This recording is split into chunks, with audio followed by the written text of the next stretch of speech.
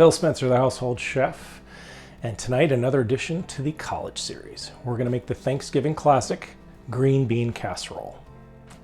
Why the college series? Because we're going to make it in its simplest form. None of this from scratch stuff. We're going to use cooked canned green beans, some canned cream of mushroom soup, some milk, and of course those French fried onion rings. So let me show you how quick and easy this is to make.